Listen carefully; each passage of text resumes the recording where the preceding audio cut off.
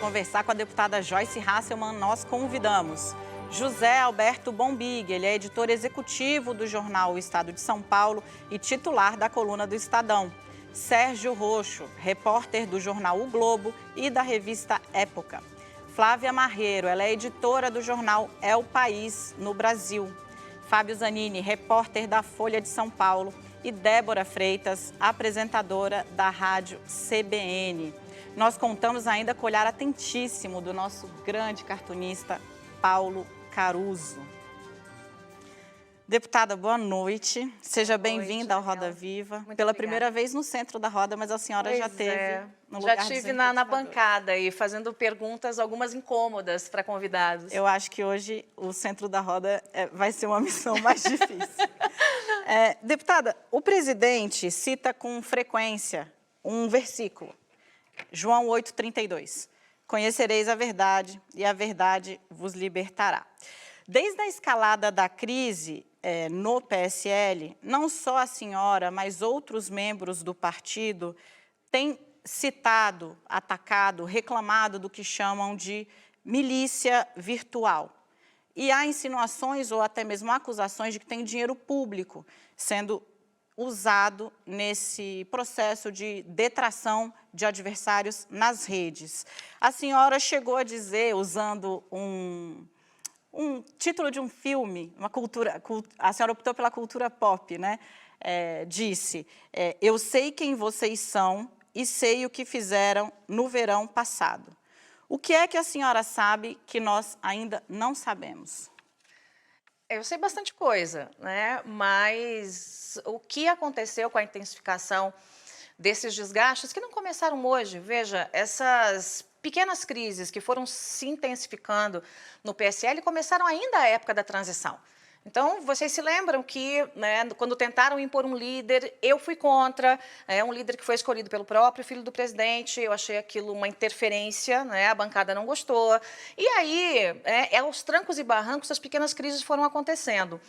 Quando iniciou uma série de ataques a integrantes leais do governo, veja, o general Mourão foi atacado, o Santos Cruz foi atacado, o Bebiano foi atacado, a minha orelha de jornalista ficou em pé. Falei, opa, vamos prestar atenção no que está acontecendo aqui. E havia muitos rumores, né? Rumores de que, além da tropa bolsonarista, da qual eu me incluo, eu faço parte, havia algumas orientações.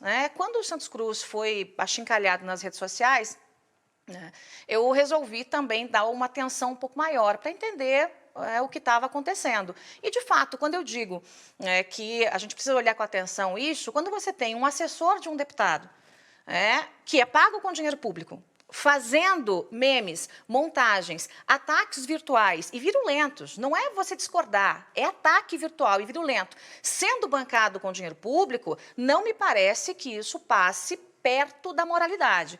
Então, agora, a vítima da vez sou eu, e depois serão outros. Como eu disse para o próprio ministro Ramos na semana passada, eu falei, o próximo é você. Ele já até sofreu alguns ataques aí nas redes, deu uma baixada, né? Então, a gente está vendo, eu estou mapeando quem são essas pessoas, porque eu sou jornalista investigativa. Eles acham que eu não vou descobrir.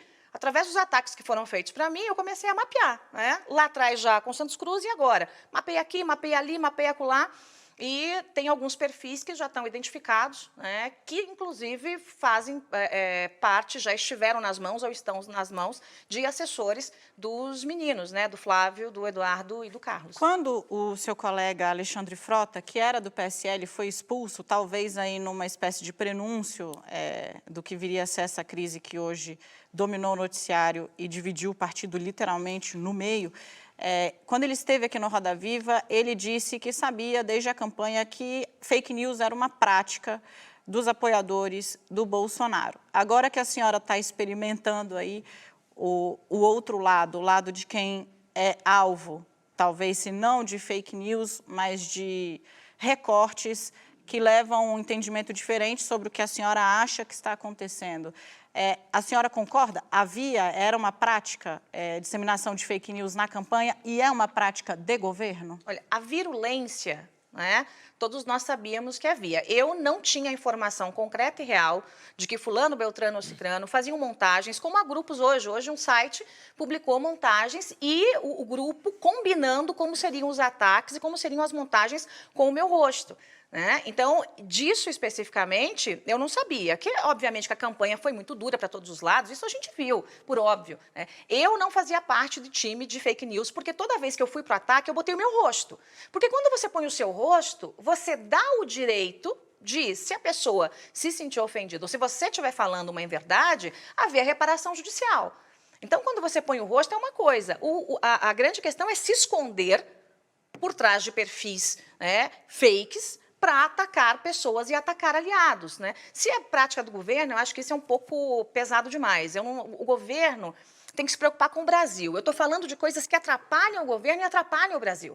A minha preocupação é com o país. Enquanto fica essa guerrinha de meme para cá, montagem para lá, as de hoje foram sensacionais. Assim. É para fazer qualquer estrategista de guerra virtual falar, olha, que sensacional, porque realmente são ataques muito baixos, muito sujos, fazendo montagens minhas com bicho, né, com corpo de porco. Quer dizer, é uma coisa muito baixa. É muito baixa. Isso não ajuda o Brasil. Enquanto isso, a gente está aqui com um emprego que não cresce, a gente está aqui com problemas para resolver, o pacote anticrime parado no Congresso, e a gente vê todo esse estardalhaço envolvendo o Palácio do Planalto, e sempre tem um filho envolvido nessas crises. Ou é um tweet que fez xingando alguém do Congresso, ou uma montagem que fez em relação ao presidente da Câmara, ou ao presidente do Senado, ou a um ministro. Até quando isso vai acontecer? Até o ministro Moro já foi frito aí por parte dessa rede. O Brasil não ganha com isso, o Brasil só perde com isso. Flávia Marreiro.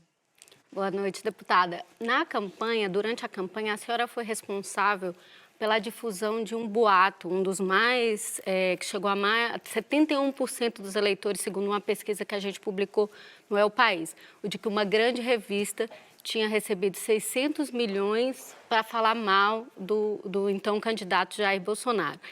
A senhora está criticando a prática de fake news ou de distorção da realidade. A senhora revisa seus próprios atos durante a campanha? Eu mantenho exatamente o que eu disse. Eu não volto atrás do que eu disse. Eu tenho duas fontes que participaram dessa reunião em que houve uma proposta para que, de fato, um grupo de comunicação, uma revista é a estrela do grupo, mas um grupo de comunicação recebesse dinheiro à época da campanha. Essas pessoas me procuraram desesperadas, estavam inclusive com medo à época, e eu, com a informação na mão, e eles sabendo o que eu sabia, dei o meu rosto, coloquei meu rosto no ar e disse, olha, eu estou sabendo do que está acontecendo. E aquilo freou a negociata à época. A negociação não foi concluída, é isso? Não foi concluída, não foi concluída. Agora, as duas pessoas que participaram da reunião e que me trouxeram informação ficaram com muito medo, porque não eram do meio jornalístico e ficaram com medo de retaliação, mas conseguimos impedir essa negociação. Mas uma reunião que aconteceu, inclusive, à época eu disse, eu sei o endereço, eu sei onde foi, eu sei qual foi o escritório de advocacia, eu dei o meu rosto à tapa. Se alguém se sentisse ofendido à época ou quisesse assinar o atestado de que aquilo estava acontecendo, bastava me acionar da justiça. A senhora usou a sua reputação como ex-jornalista da revista Veja, como ex-jornalista de grandes meios, para fazer essa afirmação que a senhora fala que agora não se concluiu. A senhora acredita que esses 600 milhões estavam prontos a serem entregues para a Barra? A informação que eu recebi é que sim, e que seria uma transação via Bitcoin à época. Essa foi a informação que foi dita e confirmada por quem estava dentro dessa reunião. Tem algo que a senhora não faria dessas práticas de difusão de mensagens na campanha, ou usar a máquina bolsonarista que hoje se volta contra a senhora? Veja, todas as informações, toda a luta que eu tive na campanha, e eu fui muito dura na campanha, é meu perfil. Eu sou uma mulher bastante firme, né? Eu sempre, até hoje eu falei um pouco mais cedo, todo mundo sabe, comigo bateu, levou, eu não tenho medo de marmanjo. Não precisa gritar, falar alto, eu não tenho medo. E eu deixei isso muito claro desde sempre. Agora, toda vez que eu fui para cima de alguém na campanha, que eu fui dura na campanha, de novo, eu coloquei o meu rosto lá. Então, eu não difundi nenhum tipo de fake news, não fiz montagem com ninguém, não fiz, quando eu dizia, olha, eu sei o que está acontecendo, É o espírito do jornalista que trabalhou com jornalismo investigativo há muito tempo. Eu sei até onde eu posso ir, eu sei as informações que eu tenho, eu sei as gravações que eu tinha na época da campanha. E a minha ideia sempre foi evitar que houvesse qualquer tipo de tentativa de vantagem num tapetão que passa aí longe da legalidade. Bom, Big. Deputada, numa entrevista logo no início do governo, do mandato do presidente Jair Bolsonaro, o ex-presidente Fernando Henrique disse numa entrevista ao Estadão, eu imagino que foi em fevereiro ou março, era bem início, vocês ainda estavam muito coesos. Ele falou que a gente assistia à volta da monarquia no Brasil, que havia o presidente e os príncipes. Eu estava vendo a senhora responder a primeira pergunta da Dani, e a senhora concorda hoje com ele? Não sei o que a senhora pensou à época, vocês ainda eram muito coesos, mas como a senhora vê isso hoje? Eu não só concordo, como eu já disse a mesma coisa. Eu disse publicamente e disse ao próprio presidente. O meu estilo é sempre muito franco. Eu não fico dando o nome das coisas que elas não têm. Eu dou o nome das coisas que as coisas têm. Então, muitas vezes eu disse ao presidente, presidente, me ajude a te ajudar. Esse tipo de fazer um puxadinho do Palácio do Planalto familiar não vai funcionar. Isso não é bom para ninguém. Nunca houve tanta interferência de família dentro de um poder, nem na época do Sarney. Então, isso é perigoso para o país. Eu quero que o governo dê certo, eu estou trabalhando e continuo trabalhando pelo governo. Eu não estou nem aí com liderança, isso só me dava muito mais trabalho, eu trabalhava 20 horas por dia. Aliás, eu aproveito então já... Sem ganhar um único centavo a mais. Eu trabalho. Já tiro uma da minha lista da frente. Foi um alívio ou foi uma punição? Foi um alívio. É claro que a maneira com que foi feita foi muito feio, porque sem uma ligação, sem uma conversa, porque eu simplesmente discordei do Eduardo Bolsonaro. Eu andei o Brasil inteiro ajudando, junto com outros líderes e com os presidentes da Câmara e Senado, a aprovar a reforma da Previdência, aprovar PLNs para o governo. A minha lealdade sempre foi inquestionável. Se houver um levantamento de quem subiu à tribuna mais vezes para defender o presidente do que eu duvido e eu dou, não tem ninguém, pelo menos não com coerência. Alguém subir lá para gritar e xingar a esquerda, porque isso não adianta nada. Quando você chega no Congresso, você entende que isso não adianta nada. Isso é papel de bobo, Você está enganando as pessoas sem produzir absolutamente nada. Então, eu realmente dediquei muito da minha vida para ajudar o presidente, mas entreguei a minha missão cumprida. Não esperava uma gratidão, não é isso, não. Mas um pouquinho de respeito. E agora, esses ataques da meninada aí nos grupos, isso está ficando muito ruim, só que eu tenho couro duro. Eu não tenho medo. E eu disse isso claramente, eu falei, olha, presidente, está errado esse tipo de posicionamento. O senhor não pode usar o seu WhatsApp para atacar pessoas públicas, ou mesmo os seus filhos, porque eles têm o ônus e o bônus de serem filhos do presidente. Quando alguém que é filho de um presidente fala uma frase, o peso dela é 10 vezes maior. Por isso mesmo, eles deveriam ficar mais quietos, restritos, deletar o Twitter deles, deleta Twitter, deleta Facebook, deleta Instagram, deleta tudo. Fiquem quietos, porque todas as crises que aconteceram entre o Executivo e o Legislativo, havia uma participação direta ou indireta de um dos meninos. Ou era alguém xingando um deputado, ou xingando um partido. O que isso contribui para o Brasil? Eu quero que o Brasil dê certo. Eu quero que o governo dê certo. E desse jeito, daqui a pouco a gente vai perder a esperança. Fábio Zanini. Boa noite, deputada. Boa noite. Queria voltar nas suas práticas anteriores, o que a senhora fez no verão passado, perguntar alguns pontos. Primeiro, fake news, o ponto que a colega Flávia falou, que a senhora disse que nunca espalhou fake news, mas teve uma fake news notória na campanha que a senhora espalhou, que foi sobre a urna eletrônica. Não foi fake news. O TRE considerou fake news. A informação que a senhora espalhava era assim, que se você apertasse o 1 antes de votar, já apareceu o Haddad, antes de apertar o 3. Não, teve isso foi colocado no dia da eleição. Mas isso comprovadamente não aconteceu. Eu imagino que não seja disso que você está falando. Então, vamos retornar à história.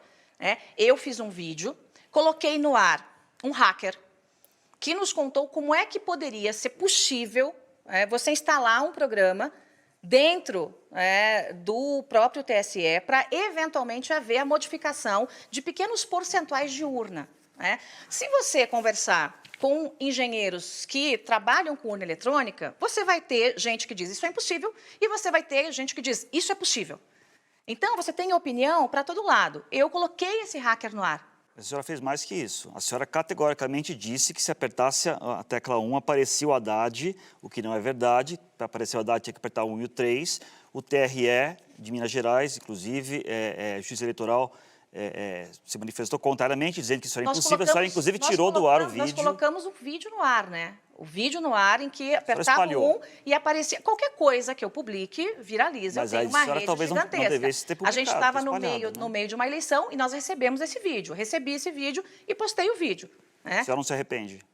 Me arrepender do quê? Eu recebi espalhado um vídeo... uma informação falsa. Não, eu não tenho certeza que essa informação é falsa. A senhora acha que se apertar pode aparecer o Haddad, ainda hoje? Não, pelo que eu conversei com pessoas que... Eu conheço o precursor da urna eletrônica, quem inventou o aparelho precursor da urna. E ele me deu uma entrevista ainda quando eu estava na Veja.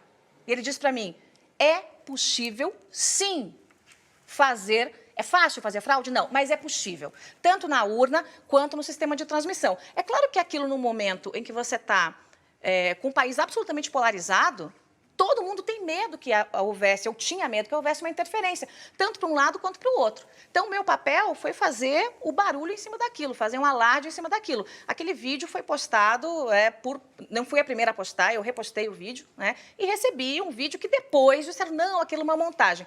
Eu não tenho certeza que foi uma montagem, ninguém me procurou em relação àquilo para falar, e, se eu não me engano, era exatamente no dia da eleição. Roxo. Deputada, boa noite. E a urna, as urnas que deram problema foram substituídas. Houve algumas urnas não por com esse motivo que a senhora problemas. apontou, né? Houve algumas urnas. Veja, de novo, eu não sou especialista em urna. Eu ouço fontes, assim como vocês não são. E as pessoas que eu ouvi, algumas em veículos de comunicação mas quem publica grandes... a informação também é responsável, deveria ser responsável, não pode se isentar da responsabilidade Não, eu não estou me pela isentando. informação. Tanto que se alguém, de novo, se alguém se sentisse ofendido com aquilo, deveria ter me procurado. Deveria ter me procurado. Então, chegou um vídeo no meio de uma tensão, um vídeo alarmante, em que a pessoa apertava e aparecia o rosto do Haddad. Né? Depois nós publicamos aquele vídeo e depois disso, está me dizendo que o TRE disse que era fake news. Essa informação, pessoalmente, não chegou para mim. Boa noite, deputada. Eu ia até mudar de assunto, mas continuando nesse assunto, voltando ali no episódio que a Flávia citou, a senhora chegou a levar essa questão da compra da capa da revista para alguma autoridade, para o Ministério Público? Não era a compra da capa da revista. Não tinha nada a ver com compra de capa da revista. Era um alinhamento total editorial para que houvesse durante toda a campanha aquele grupo trabalhando contra a eleição naquele troca de momento 600 milhões de reais. do Jair Bolsonaro. Essa foi a denúncia. Isso é que um dos advogados que participou disso, e a irmã dele, me trouxeram, né, me dando detalhes de quais foram as pessoas que participaram, e toda aquela história certo. A senhora levou alguma autoridade? Isso fez algum boletim de ocorrência? Não fiz. Eu fiz o papel, à época, de jornalista. Divulguei informação no ar e a minha intenção principal era impedir que houvesse essa negociação. Né? Porque o alarde foi feito, e foi um alarde muito grande, e algumas figuras, segundo essa minha fonte, que estavam na reunião, figuras políticas, não conseguiram concluir a transação. Agora, no momento em que... E me coloquei à disposição. Certo, mas no momento que a desinformação traz um risco para a democracia, a senhora não acha que é muito leviano levantar esse tipo de coisa? E agora a senhora é uma autoridade, é uma parlamentar. A senhora poderia ter continuado investigando isso com os poderes que a senhora tem de parlamentar. A senhora não teve interesse em fazer isso, em levar esse assunto adiante para esclarecer isso? Não, o meu interesse era barrar a negociação. Não havia um crime ainda consumado, havia uma negociação em curso. Com a informação sendo propagada, nós conseguimos barrar essa negociação, E deixei absolutamente claro, de novo, meu rosto ali. Me procure. Estou à disposição das autoridades, eu disse à época, e permaneço à disposição delas. Débora Freitas. Muito boa noite, deputada. Ainda sobre a questão das fake news, a senhora disse que sabe muita coisa, que inclusive vai levar denúncias ao Ministério Vou procurar o Ministério Público, já passei para o meu advogado, prints desse último grupo, que inclusive publicamente já foi divulgado aí algumas imagens de montagens e a estratégia, como é que eles fazem para me atacar, e vou registrar também um boletim de ocorrência e vou entrar com denúncias no Conselho de Ética da Câmara, com a investigação correndo, porque tem limite para todas as coisas. Mas as discussões sobre fake news, elas não são novas, né? Os colegas todos estão trazendo temas a respeito disso. Não parece muito cômodo a senhora só tratar dessa forma agora, no momento em que a senhora é vítima, com o poder que a senhora tem, sendo deputada? Eu acho que você não me ouviu, Débora. Eu disse que comecei a pesquisar as pessoas envolvidas nisso quando o Santos Cruz, meu amigo, começou a ser atacado. Minhas orelhas ficaram mais em pé quando o Mourão passou por um processo de ataque também. E é óbvio que quando você está no centro de um ataque, a primeira coisa que você faz é tentar se defender e entender de onde vem esse ataque. Então, é muito natural que esse levantamento, num momento como esse, seja feito. Agora, por óbvio, as pessoas que passaram por isso também poderiam ter ido um pouquinho além. O que acontece é que as pessoas têm medo. Elas têm medo de mexer, às vezes, com o filho do presidente ou com um assessor especial. Por quê? Porque acabam tendo medo de atingir o presidente ou de ter o presidente não quer mais conversar, fica bravo, fica aquele jeitão dele, fica mal-humorado. Mas eu acho que a verdade tem que ser propagada. Eu não vou ficar aqui apanhando com mentiras, com inverdades, com montagens e ficar quieta. É claro que no momento em que eu estou no centro do furacão, eu tenho que mostrar para as pessoas qual é a verdade. Eu tenho que mostrar para as pessoas o que está acontecendo. E tem até uma CPI que está aí em relação a esse assunto, está investigando aí as fake news. Tem que investigar. Pois é, a senhora vai fazer como alguns dos seus colegas de partido que se voluntariaram aí na CPMI, a comissão parlamentar que está investigando fake news. Mas a senhora tem material para levar? Temos alguns materiais, alguns nomes, até de pessoas que estão orquestrando esses ataques aí em relação a mim. Então, muita coisa também é lenda urbana. Não dá para a gente achar que tudo que acontece de memes na internet, muita coisa é lenda urbana, mas realmente há um grupo que, desde a época da campanha, faziam os ataques e continua fazendo esses ataques. Algo da campanha presidencial a senhora tem? Oi? Material da campanha presidencial a senhora tem de fake news? Não tenho. Mas, como há os perfis, tem alguns perfis que estão desde a campanha, eu acho que fazendo um retrocesso aí desses perfis, fazendo um levantamento, a gente consegue. Tem um perfil que é de fake news, claro, que é o Pavão Misterioso. Hoje ou ontem a senhora fez uma resposta a esse perfil. Oi, Carluxo, numa referência ao Carlos Bolsonaro, o vereador Carlos Bolsonaro, filho do presidente. A senhora tem convicção que esse perfil Pavão... Foi uma provocação, mas que está claro que o Pavão Misterioso faz parte desse grupo que tenta destruir reputações, isso está claro. Eu tenho algumas suspeitas sobre o Pavão Misterioso, mas vamos deixar isso. Tenho, na verdade, 2 suspeitas, mas vamos deixar isso. Mas uma delas é o Carlos Bolsonaro? Só um Bolsonaro? pouquinho, a gente vai ter que dar uma pausa nessa citação a quase uma fauna aqui no Roda Viva hoje. Eu preciso fazer um rápido intervalo e a gente volta já com mais entrevista com a deputada federal Joyce Hasselmann. Um segundinho, fica aqui com a gente.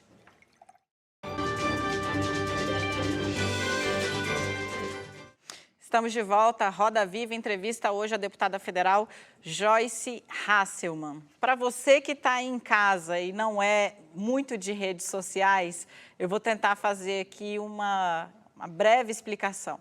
Pavão Misterioso foi um perfil que surgiu no Twitter, numa rede social do Twitter, para rebater informações que eram publicadas pelo The Intercept Brasil com relação a mensagens obtidas nos telefones de procuradores da Lava Jato, obtidas de fonte anônima.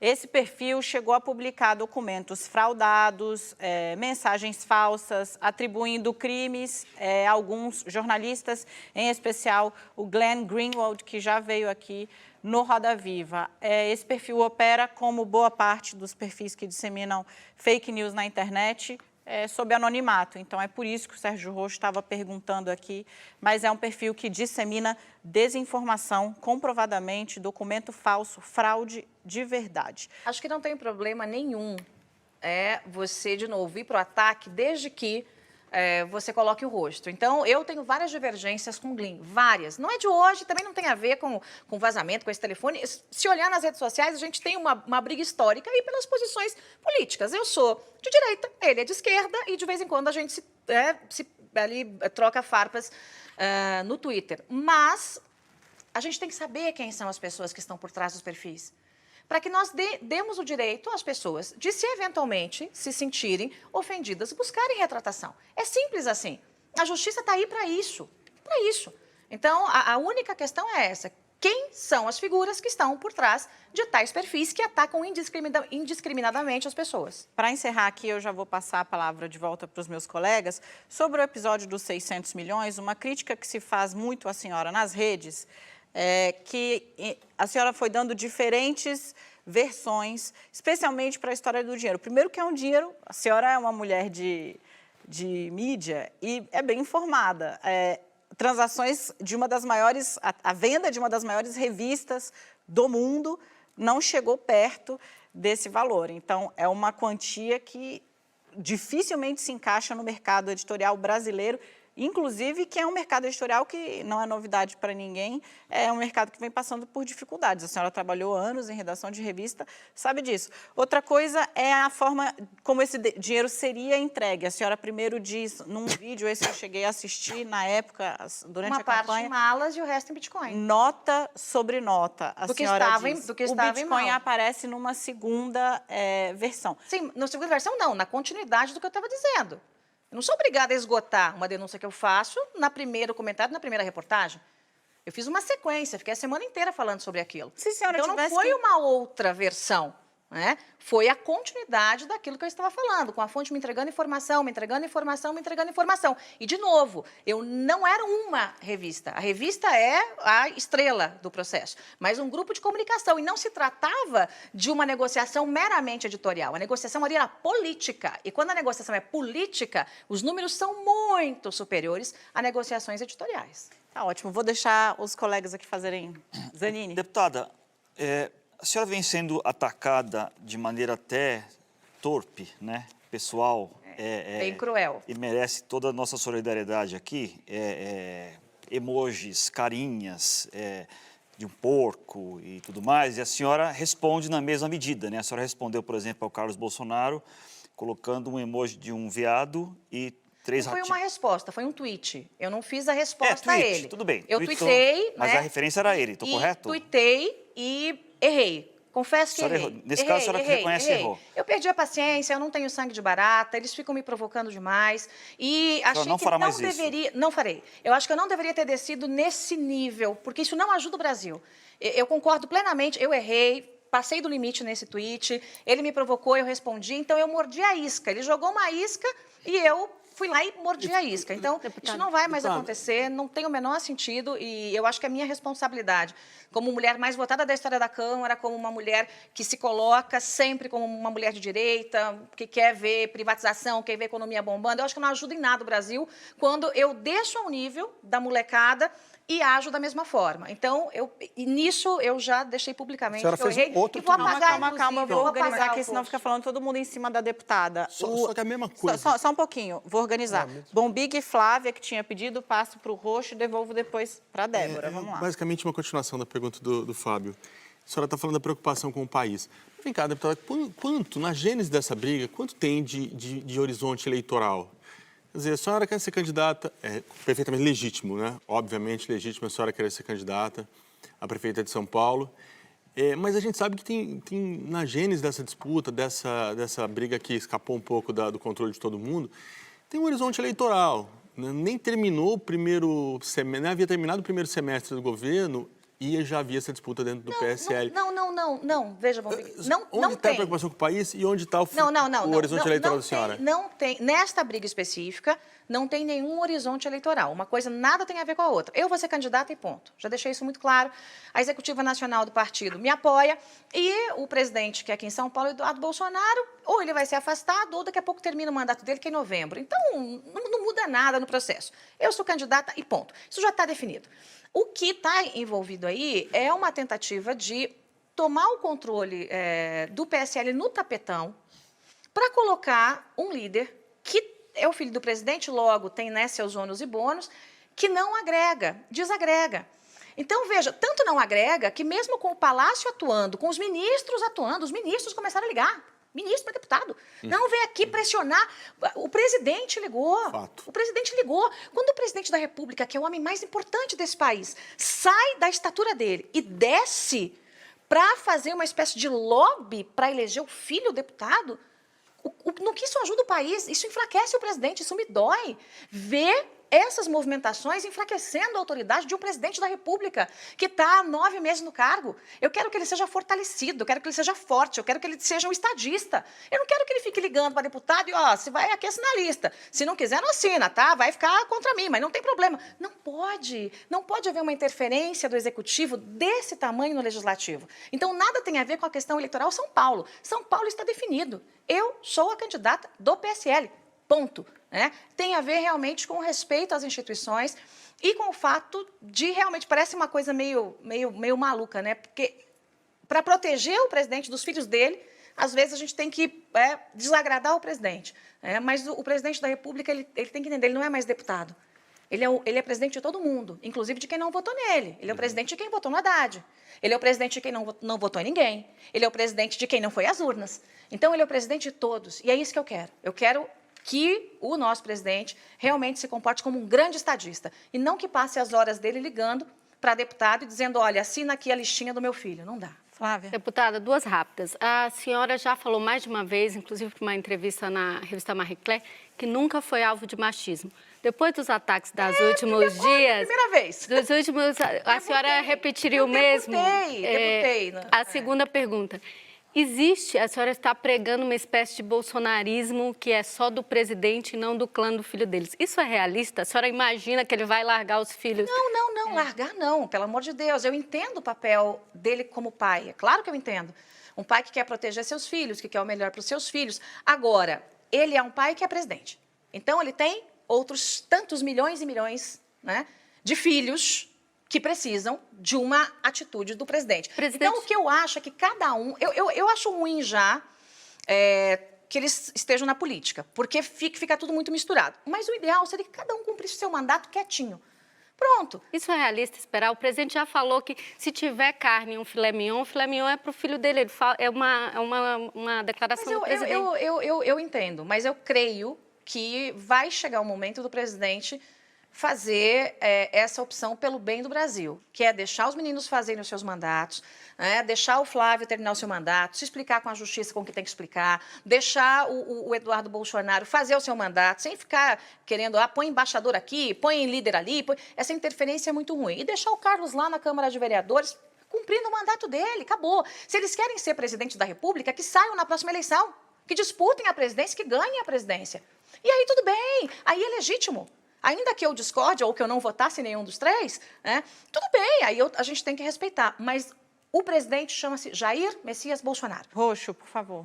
Deputada, a senhora tem dito que quer ser prefeita de São Paulo há um bom tempo já, só que a senhora mudou para São Paulo em 2014, né, se eu não me engano. A senhora morou 4 anos em São Paulo, agora a senhora já passa a maior parte da semana em Brasília, vem a São Paulo mais nos finais de semana.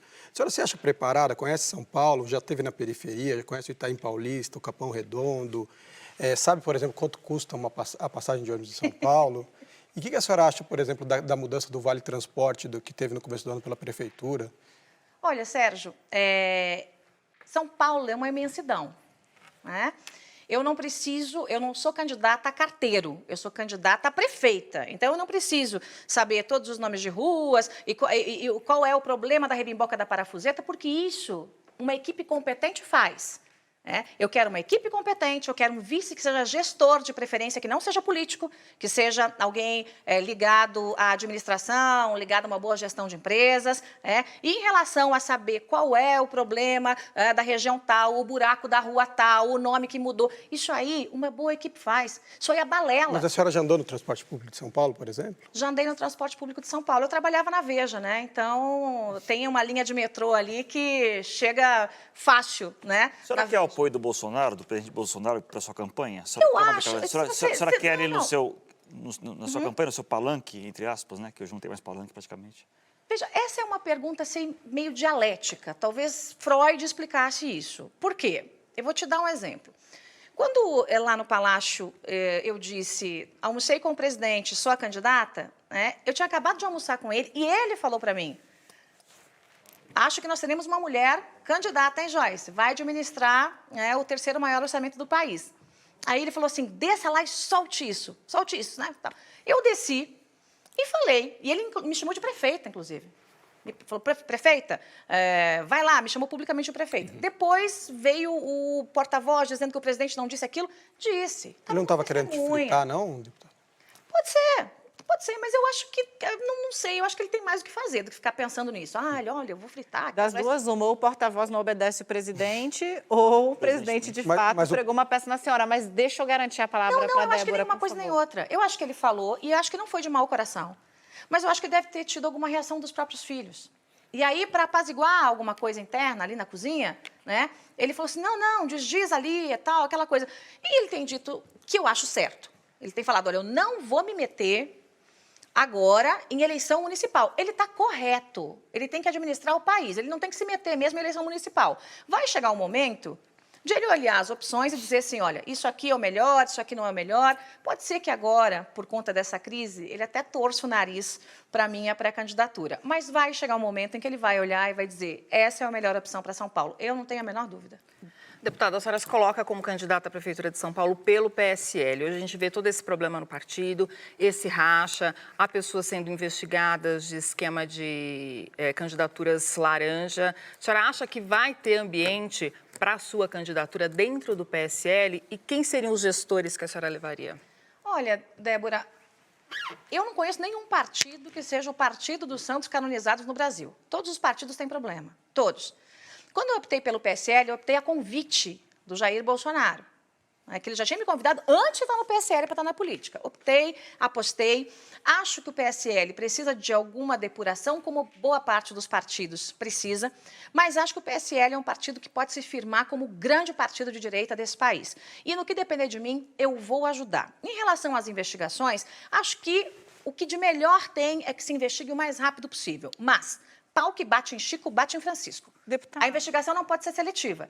Fala-se muito do Luciano Bivar, de um suposto esquema, eu digo suposto porque não está comprovado, a gente tem que chegar ao final da investigação. Então, tá bom, o Luciano está sendo investigado, vamos voltar críticas ao Luciano, mas o ministro do Turismo está na mesma investigação. E dele ninguém fala nada. O ministro do Turismo está denunciado. Pois é, e pau que bate em Chico, bate em Francisco. A senhora mudaria de partido para viabilizar sua candidatura? Eu acho que não vai ser necessário. Eu prefiro não.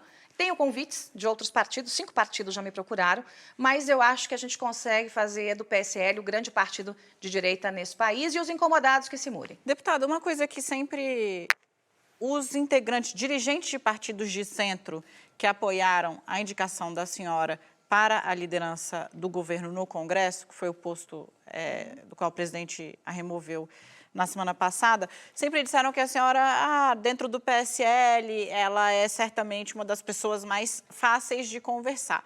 Quem não havia entendido isso até a semana passada, certamente entendeu, porque o líder do partido, quer dizer, agora não é mais líder, né? Mas pode ser que volte a ser líder amanhã de manhã. Mas o delegado Valdir, que era líder do PSL até ontem, foi gravado chamando o presidente de vagabundo, traidor, de mentiroso. O presidente, por sua vez, também foi gravado. O pior para mim, né? Araponga. Como que a senhora vai construir o maior partido de direita do país, como a senhora está dizendo, num ambiente onde não existe um mínimo de confiança, onde nem o presidente da República consegue dialogar com seus correligionários, num ambiente de estrita confiança. Eu conversei com um deputado dirigente de partido na Câmara logo após a troca-troca dos grampos. Ele disse, reunião com o PSL agora é só reunião que for pública. Ninguém tem coragem de sentar para conversar com vocês. Não, com vocês não. Vocês não me metam nessa história que eu não gravei ninguém. Mas a senhora está dentro do partido. Não, eu não gravei ninguém. A lei brasileira me exige que eu esteja no partido. Se pudesse eu ter saído com candidatura avulsa, eu teria. Sempre defendi candidatura avulsa, sempre. Nós temos que corrigir isso lá no Congresso e não passa. Não passa porque não interessa a maioria dos partidos. Vamos começar desse pressuposto. Eu não gravei ninguém, eu não divulguei ninguém, eu não tenho nada a ver com isso. Acho horroroso o que foi feito de um lado ou do outro. Acho que aquele menino que entrou e gravou uma reunião do PSL em que o delegado Valdir realmente falou demais, falou bobagem, não devia ter falado, mas foi um crápula. Temos que levar ele ao Conselho de Ética, sim. Por quê? Porque aquela era uma reunião privada. Eu não defendo o que o Valdir disse, mas ele estava pressionado, sendo achincalhado, xingado, no momento de pressão acabou explodindo. Eu disse até internamente, falei, olha, gente, tudo bem, é horrível o que foi dito, mas palavrão e xingamento, ali dentro do meio interno do governo, é quase que interjeição. É quase que interjeição, gente. Vocês conhecem. Todo mundo fala o tempo todo. Você está lá, daqui a pouco vira as costas, xinga um, xinga outro. Então, não dá para se fazer dos puritanos da linguagem do português castiço quando não é assim que a coisa funciona. Acho que, realmente, o Waldir se desgastou demais. Repito, não concordo com isso, mas eu acho que não dá para a gente misturar as coisas demais. E eu não tenho nada a ver com isso. Tudo bem, mas é que o partido não é um partido. Sim, mas você tem 53 deputados. Você está dizendo que 53 deputados são responsáveis pela atitude de 2? Espera aí. Não, é que agora você tem 28, a depender do dia, tem 28 para um lado e 27 Acontece que desses 28, quantos estão lá por vontade própria? Cadê o processo democrático? Qual é a democracia que eu espero? Querem colocar o Eduardo líder? Lindo! Sem ninguém fazer pressão, sem ministro ligar e dizer assim, você tem que votar, sem o presidente ligar e falar, amiguinho, bota aqui seu nome nessa lista aqui para que meu filho seja líder. Não pode. É deixar os deputados livres, cada um que faça a sua melhor proposta, como em qualquer eleição, vote-se e acabou. É isso que eu defendo. Eu não quero ser líder. Eu quis lá atrás, no começo, quando impuseram um líder. Eu não quero ser líder agora. Eu tenho que pensar em coisas maiores para o país. Mas não acho que enfiar um líder goela abaixo de uma bancada faça bem ao país e faça bem ao partido. Desses tantos 28, 29 que estão nessa lista, se você deixar livre, não ficam 10. O resto acaba realmente votando com o partido. Se o Eduardo continuar como o Eduardo Bolsonaro Não continuar tem condição como líder, nenhuma. a senhora Sério. iria numa reunião liderar que ele presidente? Claro que sim. Gente, eu como líder do governo, conversei até com o PT, com o PCdoB, com o PSOL. Eu tenho que abrir o diálogo com as pessoas. Mas depois do que vocês falaram um para o outro nos últimos dias Eu nas não redes tenho medo sociais... de olhar na cara de ninguém, não. Agora, E uma coisa falar a que não tá- verdade, não tem... Eu vou em reunião, não tem problema nenhum. Só acho que não tem clima, porque vai ficar essa guerra de listas.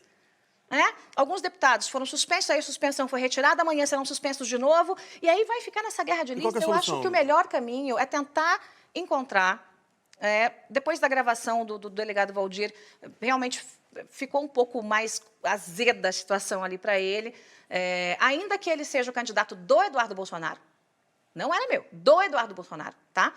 Mas, se o problema é essa falta de consenso, vamos achar um nome mais tranquilo, que não sou eu, repito, que não é o Eduardo, que eventualmente pode não ser o Waldir. Vamos achar um nome, vamos fazer eleição. Processo democrático, Mas sem Eduardo tapetão. está líder agora, né, deputada? Qual é a Mas amanhã estratégia deixa para ser. amanhã, por Você exemplo? Veja, ele assumiu a liderança semana passada. Aí, no outro dia, não era mais líder. Aí ele assumiu hoje, provavelmente amanhã não seja mais. Mas a guerra de listas vai continuar, então? Não, isso é horrível.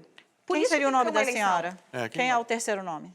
Não sei, ainda não foi discutido. Há alguns nomes. Não, mas a senhora certamente não, claro, tem o seu não. candidato. Há alguns nomes, que são nomes que possam ser trabalhados com mais consenso, mas eu não vou contar para vocês ainda. Deputada, uma coisa que não está clara para mim ainda é qual é o status da sua relação com o governo Bolsonaro nesse momento. A senhora continua uma aliada do governo ou a senhora está independente?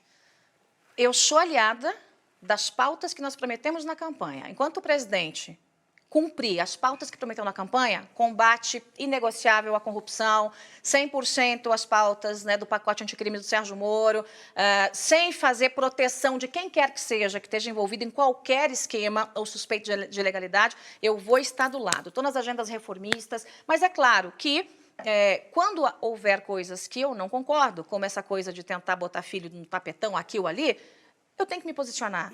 Eu fui eleita para falar a verdade. Eu não fui eleita para ficar servindo de capacho para A, B ou C. O parlamento tem que ter a sua independência. Nós precisamos ter essa independência. Eu acho que isso faz muito bem para o Brasil.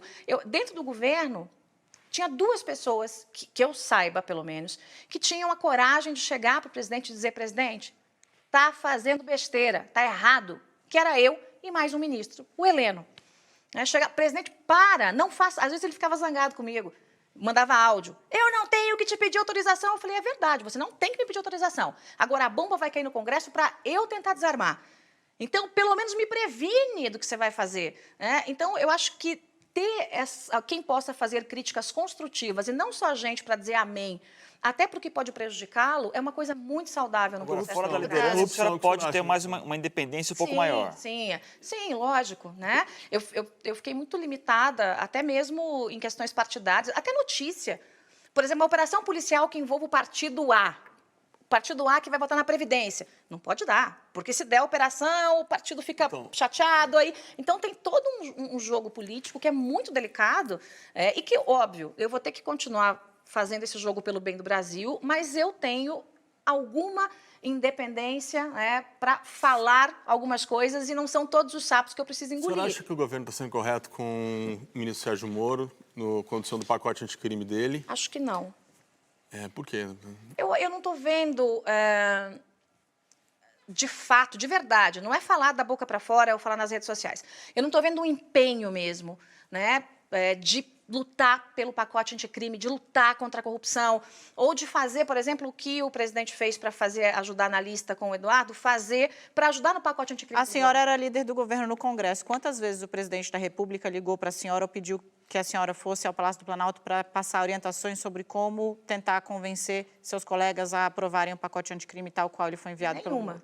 Nenhuma. Eu, para tentar... E aí é uma iniciativa minha mesmo, quando houve lá a rusga entre o Rodrigo Maia e o Sérgio Moro, eu promovi um encontro entre os dois, um café da manhã, expliquei, falei, olha, a gente precisa do Rodrigo para pautar isso, é melhor a gente ter uma pacificação, mas nunca houve essa orientação pessoal. Agora, de qualquer sorte, eu continuo trabalhando pelo pacote anticrime com ou sem orientação, porque o país precisa disso. Uma série de pessoas que atuaram com o ministro Sérgio Moro na Lava Jato, quando ele ainda era juiz, dizem hoje, se ressentem hoje da posição que ele, por algumas vezes, ocupa no noticiário, como engolindo muito sapo ou que talvez estivesse perdendo estatura. Eu gostaria de saber se, a senhora concorda com a avaliação de que ele está engolindo muito sapo e quero saber se a senhora acha que o ministro Sérgio Moro fica, de fato, os 4 anos no governo do presidente Jair Bolsonaro. Nessa situação. Você quer os 6 números na Mega Sena também.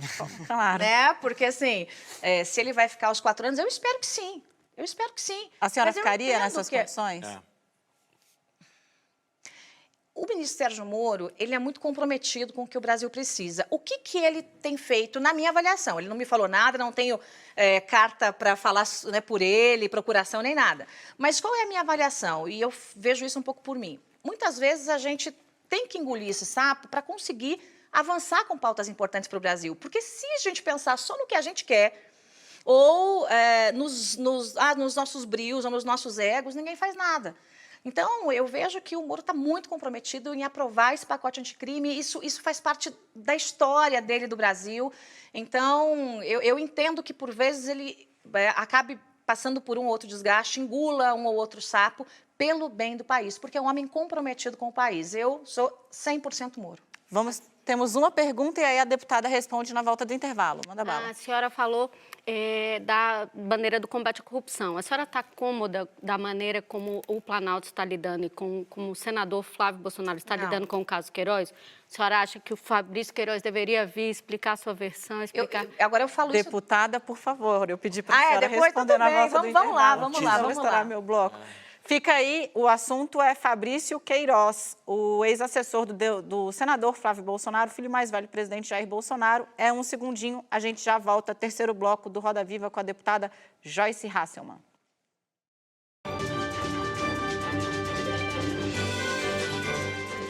Estamos de volta, Roda Viva com a deputada Joyce Hasselmann. Antes de devolver a palavra para a Flávia, só relembrar, para quem está nos assistindo a pergunta e a deputada, claro, poder responder, comunicar aos nossos colegas aqui e a quem está nos assistindo em casa que o Roda Viva está entre os tópicos, entre os assuntos mais comentados do país no Twitter há algum tempo já. Na verdade, é que o assunto estava tão quente aqui que eu não consegui interromper para passar. Vai lá, Flávia. Deputada, perguntava para a senhora se a senhora estava à vontade com a forma que o Planalto lida com o caso Queiroz. Não. O Fabrício Queiroz vir a público esclarecer participação, cheque para a primeira-dama, tudo envolvendo... Acho que sim, mas vejam, eu não defendo isso agora. Se vocês procurarem as minhas entrevistas desde o princípio, e foi aí que começou o estresse, ou se intensificou, né? Porque o estresse com os meninos vem de bastante tempo, mas se intensificou muito o estresse foi quando eu não saí em defesa do Flávio. Se vocês olharem todas as minhas declarações, eu digo, eu até confio, até posso acreditar, dar o benefício de acreditar na inocência, mas a investigação tem que ser o mais rápido possível para que nós saibamos o que há de verdade e o que há de mentira nisso. Então, eu dizia isso publicamente. Eu não posso simplesmente me violentar. e defender alguma coisa que eu não estou 100% certo, não acredito. Então, isso acabou gerando algumas rusgas ali, porque, por óbvio, é um assunto muito delicado. Acho que a investigação tem que ser muito dura, muito firme, para que se comprove a inocência ou culpa, e se a culpa for comprovada, que o rigor da lei seja aplicado. E acho que, de fato, o Queiroz tem que ser ouvido com detalhes, para que a gente realmente saiba, ou que se tire essa espada da cabeça. É compatível com a bandeira anticorrupção um ministro denunciado, como é o caso do ministro do Turismo? Acho que não. Também já disse isso, e quando eu digo 2 pesos e 2 medidas, né, esse ataque que fizeram nas redes, ao Bivar, e veja, não estou defendendo, estou dizendo a situação, né, porque é a mesma situação, até do ministro mais intensa, como a Daniela lembrou, né, já denunciado. Então, como é que aqui não vale nada, aqui está sendo injustiçado e aqui ele é malvado, bandido e laranjal e não sei o quê? Então, peraí. 2 pesos e 2 medidas, acho que o ideal lá atrás já seria o ministro ter sido afastado para defender, aí mostrar suas razões, se defender da investigação, etc. e tal. Então, por mais que eu goste muito do Marcelo, eu gosto, ele é muito afável, é brilhante às vezes na conversa política, mas acho que trouxe um desgaste desnecessário para o governo.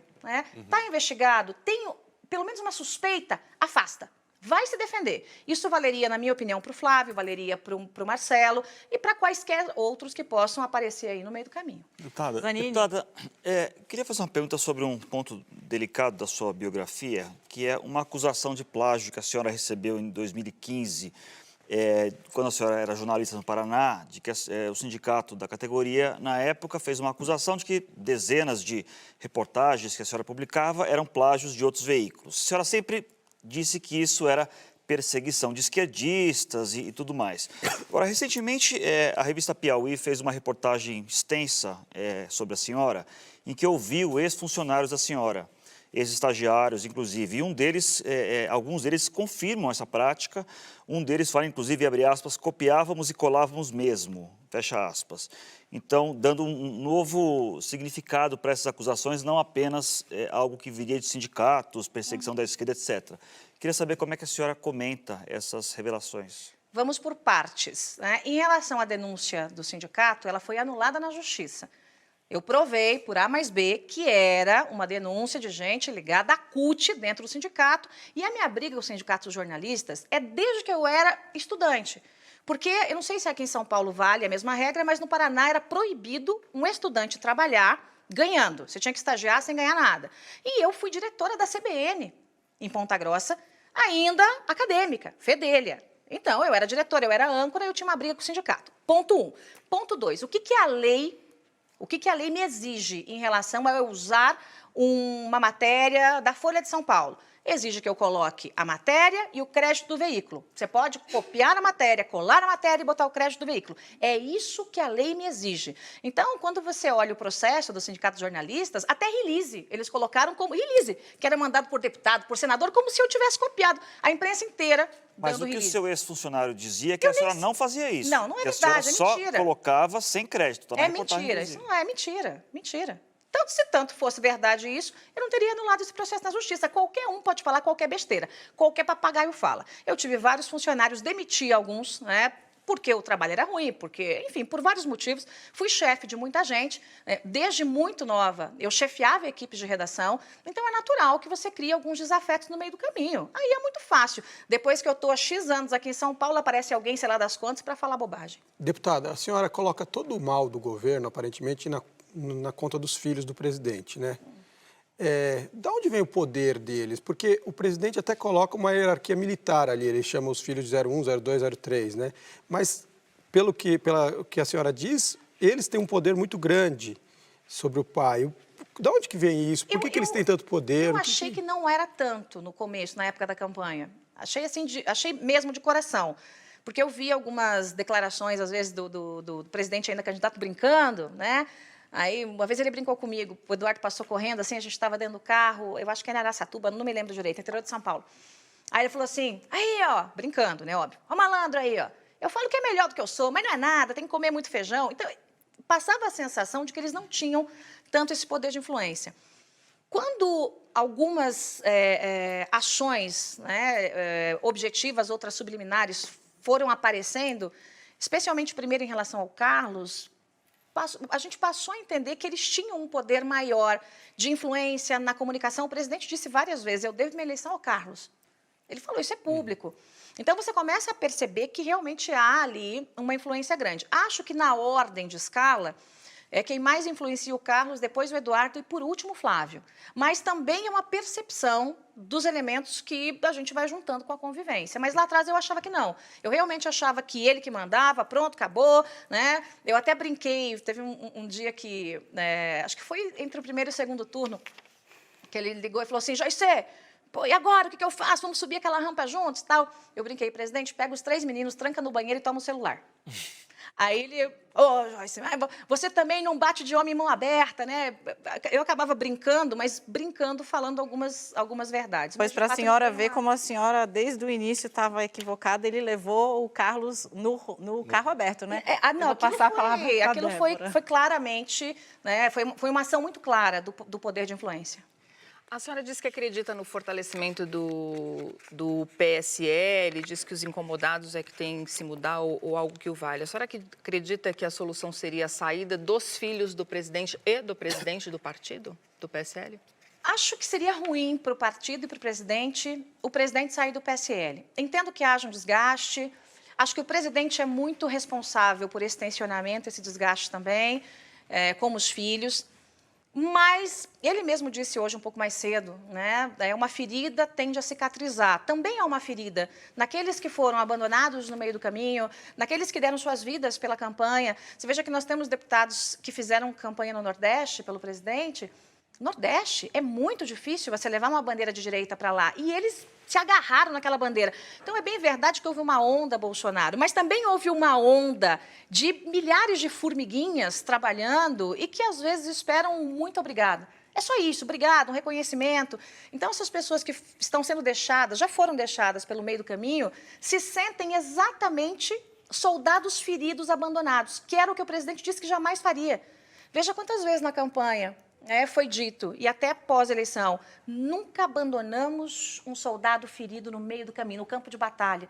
E os soldados foram sendo abandonados, Bebiano para cá, Julian para lá, Daiane Pimentel para cá, Heitor Freire para lá, o Santos Cruz, até nessas redes o Deltan chegou a ser atacado. O Deltan não é soldado do presidente, a gente sabe disso, mas tem a nossa admiração pelo combate à corrupção. Ele foi chamado de esquerdista. Comunista. Comunista, Deputada, exatamente. Ouvindo a senhora falar, fica evidente que a senhora aposta, só se mantém ainda muito coerente com o que a senhora defendia muito antes das eleições, o combate à esquerda e tudo mais.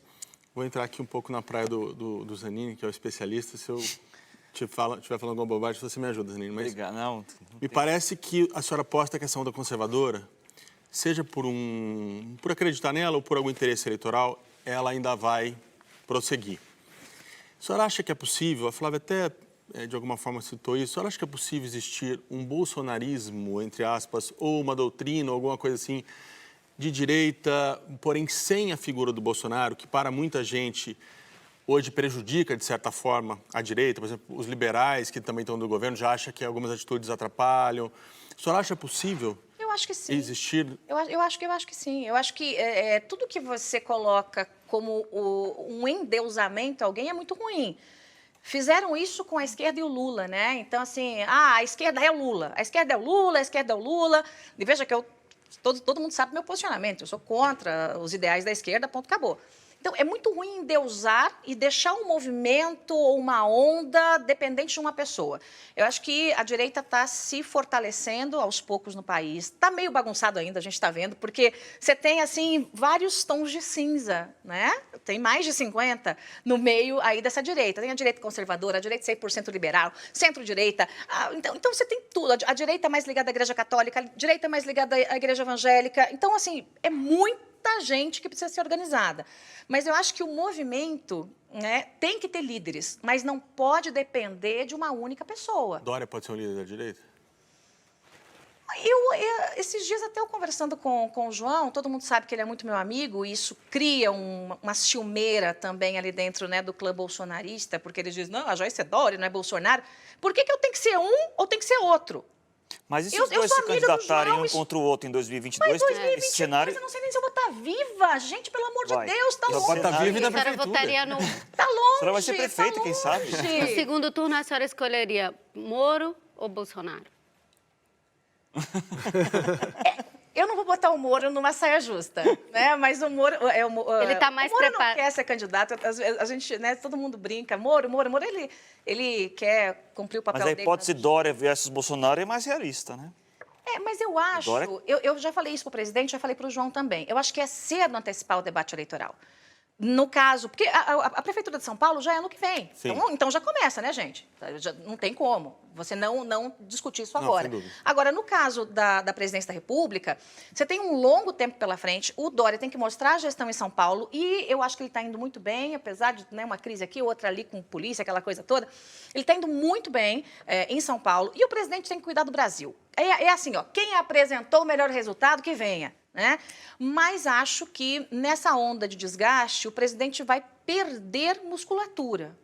Ele precisa cessar a onda de desgaste, botar os meninos lá, né, cada macaquinho no seu galho, para que cesse a onda de desgaste e trabalhar pelas pautas que ele prometeu. Mas continuo com o meu carinho, tanto pelo João, e eu falei isso para os dois, não vou brigar com você por causa dele, nem com ele por sua conta, né? Então, deixa aí a disputa dos meninos. Peraí, Flávio, eu vou passar a palavra para o Roxo, deixando um aviso aqui que a gente tem só 2 minutinhos, e vamos pedir um pouquinho de consideração. Deputada, nesse perfil da revista Piauí, da senhora, tem uma frase do Rodrigo Maia, com quem a senhora se dá bem, né? Que ele fala que a senhora, se deixar, a senhora quer ter todos os cargos, quer ter o poder, está próxima do poder e tal. O que a senhora pretende na política? O que a senhora acha que vai ser o auge da sua carreira? Até onde a senhora quer chegar na política? Eu pretendo seguir e servir. Eu não tinha ideia de ser candidata à Prefeitura de São Paulo.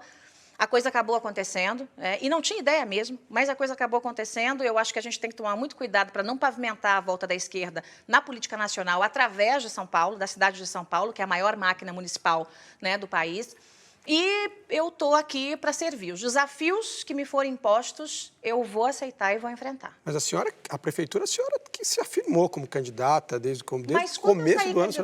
quando eu saí candidata e fui eleita deputada, não me passava pela cabeça entrar para o Executivo. Né? Só que, conforme eu fui trabalhando na Câmara e com o perfil executivo entregando, eu vi o quanto é possível fazer com o perfil executivo. E é uma coisa muito maior. A Prefeitura de São Paulo, a gente tem que ter a Prefeitura para evitar a volta da esquerda para o poder no nacional. Essa é a minha cabeça. Então, eu não estou pensando na árvore, estou pensando na floresta.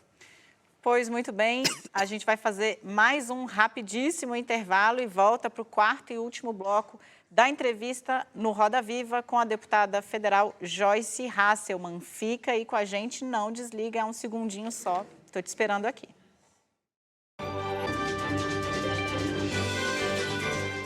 Estamos de volta ao quarto e último bloco do Roda Viva com a deputada Joyce Hasselmann. Deputada, eu quero só encerrar um assunto que a gente tratou no bloco anterior, combate à corrupção. Com a senhora, líder do governo no Congresso, nós assistimos o presidente pregar a interferência na Polícia Federal, a mudança não só no comando do Rio de Janeiro, que se concretizou, mas chegou a falar em troca do diretor-geral da Polícia Federal, Maurício Valeixo, muito próximo ao Moro. Esse ainda está no cargo, mas o presidente deixou avisado que quem manda é ele, nas palavras dele. Houve também uma interferência na Receita Federal, o secretário da Receita, Marcos Sintra, caiu. Houve ainda, sem a oposição firme do governo, enquanto o Palácio do Planalto trabalhando para barrar, a senhora vai poder explicar melhor, inclusive, a transferência do COAF, o Conselho que monitora transações financeiras, do Ministério da Justiça, onde está o Sérgio Moro, para o Ministério da Economia. Passando aí para o campo da Justiça, nós temos uma ação que foi movida pelo advogado do Flávio Bolsonaro, que travou todas as investigações que usaram dados compartilhados pelo COAF. É uma bíblia, Daniela, eu não vou lembrar de tanta coisa. Não, a senhora vai porque a senhora participou, a senhora assistiu tudo de muito perto. A minha pergunta é, os fatos revelam um empenho real ou um compromisso do governo Jair Bolsonaro com o combate à corrupção? A senhora, de fato, consegue defender essa tese? Eu acho que a gente tem que fazer uma separação de todas essas informações que você deu aí no mesmo caldeirão.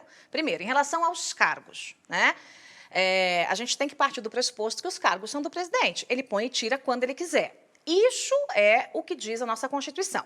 Porém, ele garantiu publicamente ao ministro Sérgio Moro que ele seria o responsável pela pasta, indicaria quem quisesse, contrataria quem quisesse. Então, a gente tem ali uma questão legal, o presidente realmente é o dono dos cargos, pode demitir, contratar quem ele quiser, sem dar explicação, né?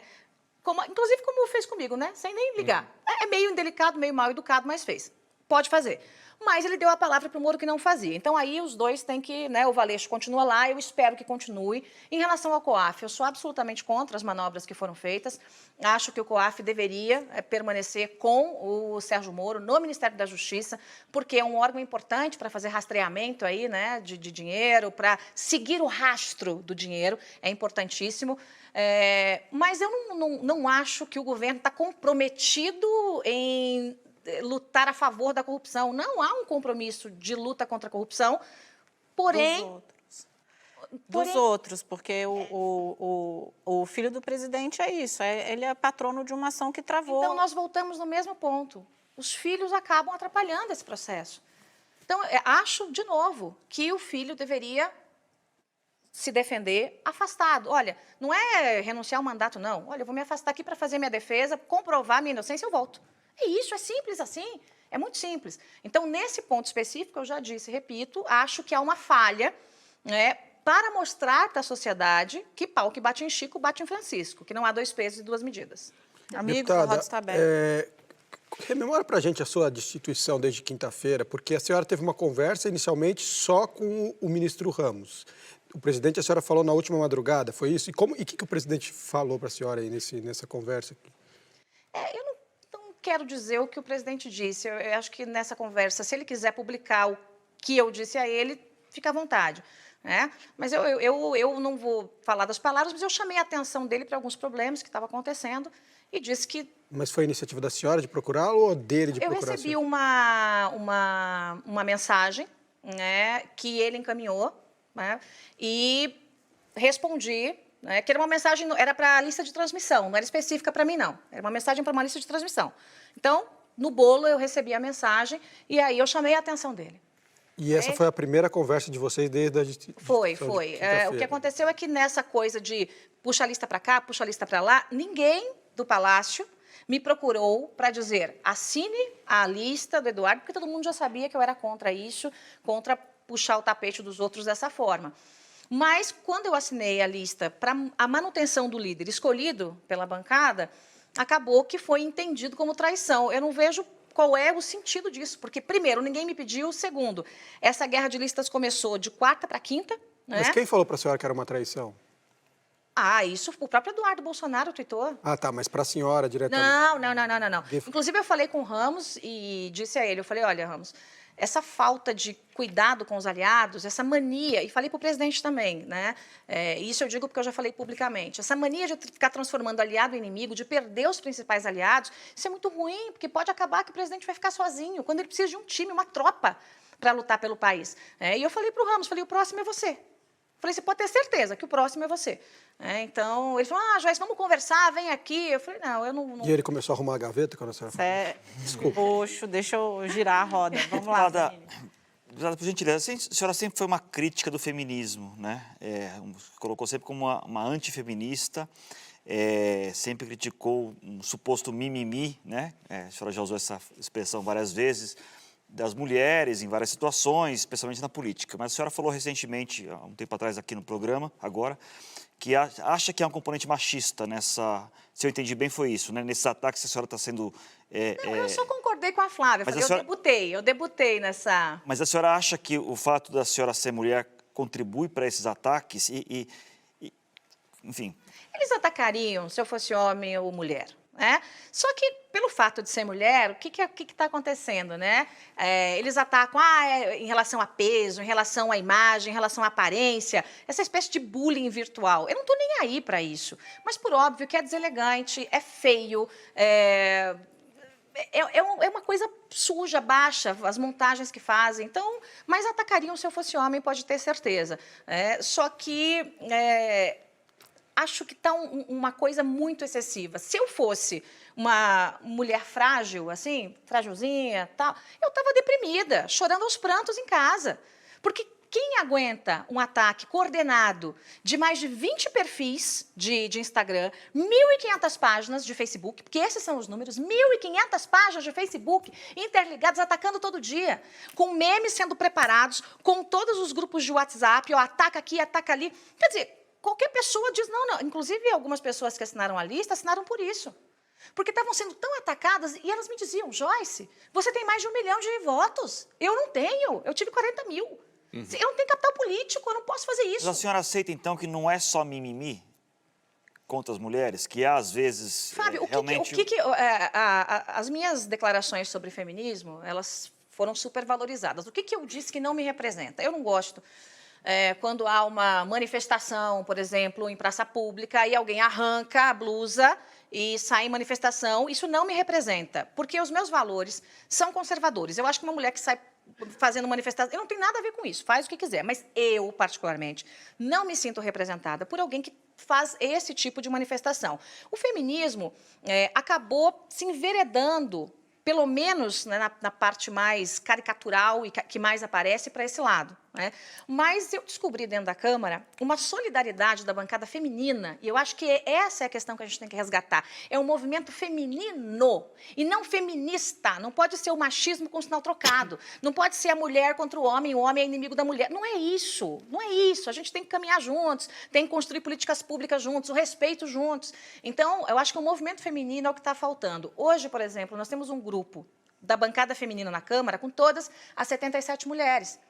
Todas solidárias, até as mulheres de esquerda. Solidárias a mim, dizendo, olha, Joyce, é um absurdo, independente da bandeira política, não dá para a gente, né, você ficar num corredor polonês com um bando de marmanjo te atacando dia e noite.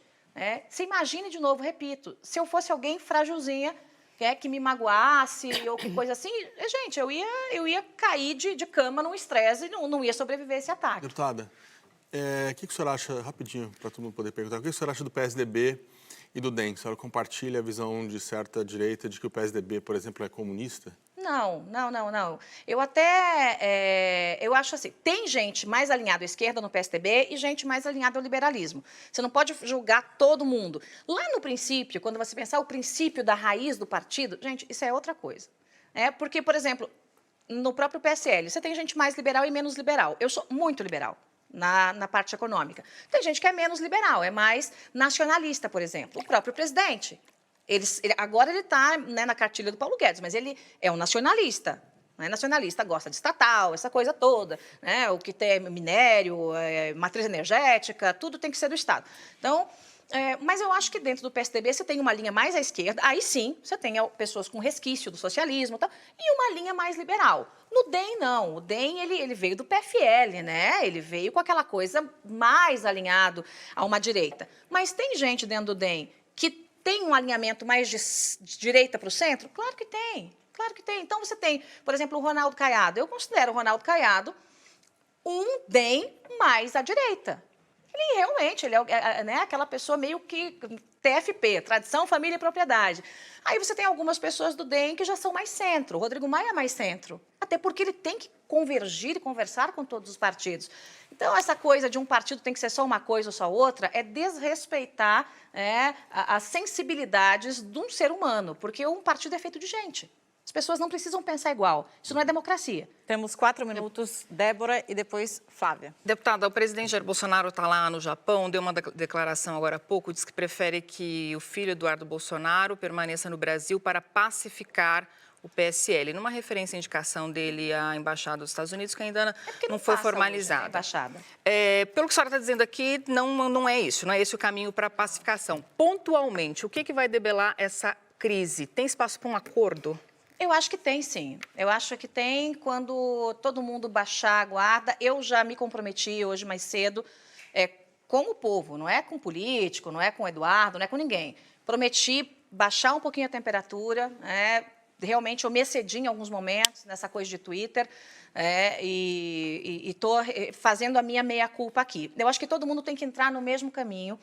Nunca, né, eu e o Eduardo seremos amiguinhos de infância, né? A gente costurou alguns armistícios durante o processo e acho que podemos costurar pelo bem do Brasil um armistício. Não precisamos ser amiguinhos, não precisamos ir ao cinema juntos, não precisamos comer pipoca juntos, não precisamos dividir séries, nada disso. Precisamos lutar pelo país, ponto, só. Para mim, sendo isso, tá ótimo, sai todo mundo no lucro.